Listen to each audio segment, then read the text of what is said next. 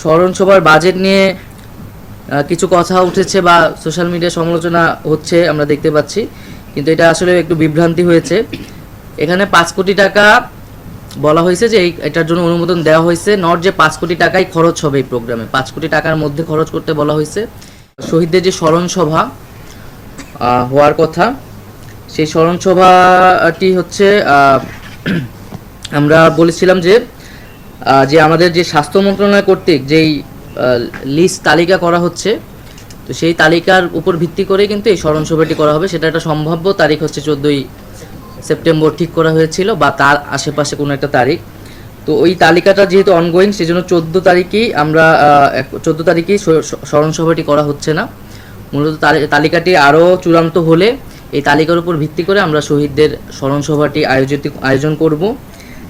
এবং এখন পর্যন্ত আমাদের কাছে 728 জনের শহীদের একটা তালিকা এসেছে স্বাস্থ্য মন্ত্রণালয় কর্তৃক আজকে পর্যন্ত, এবং তাদেরকে ভেরিফাই করা হচ্ছে, মানে তাদের অ্যাড্রেস খুঁজে তাদের পরিবারের সাথে যোগাযোগ করা হচ্ছে। আর হচ্ছে 20,263 জন হচ্ছে আহত এই স্বাস্থ্য মন্ত্রণালয়ের তালিকা অনুযায়ী। আরও বেসরকারি বিভিন্ন উৎস অনুসারে আমরা কিন্তু আমি এর আগেও বলেছি 800-র মতো একটা তালিকা আর কি আমাদের সাথে আছে, সেগুলো এখন জাস্ট ভেরিফাই করা হচ্ছে। এবং জেলা প্রশাসকদের বলা হয়েছে, নির্দেশ দেওয়া হয়েছে যাতে প্রত্যেক জেলা ওয়াইজে একটা তালিকা করে তারা পাঠায়, এবং আগামী রবিবারের মধ্যেই আমরা হয়তো একটা চূড়ান্ত তালিকা হয়তো পাবো। আর শহীদ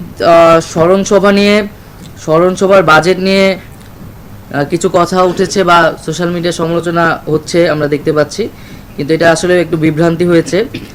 এখানে 5 কোটি টাকা বলা হয়েছে যে এটার জন্য অনুমোদন দেওয়া হয়েছে, নট যে 5 কোটি টাকাই খরচ হবে এই প্রোগ্রামে। 5 কোটি টাকার মধ্যে খরচ করতে বলা হয়েছে, এবং এখানে এই অনুষ্ঠানে খরচটা আরও অনেক কমের মধ্যেই হবে।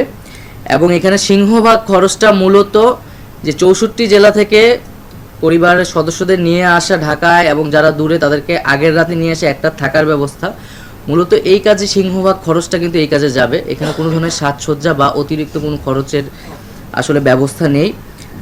আর এটা একটা রাষ্ট্রীয় প্রোগ্রাম, আমরা চেয়েছিলাম যে সকল শহীদ পরিবারদের একত্রিত করা এবং তাদের থেকে আরও ইনফরমেশন আসলে আমাদের নেওয়ার আছে, এবং একটা রাষ্ট্রীয় সম্মাননা দেওয়া।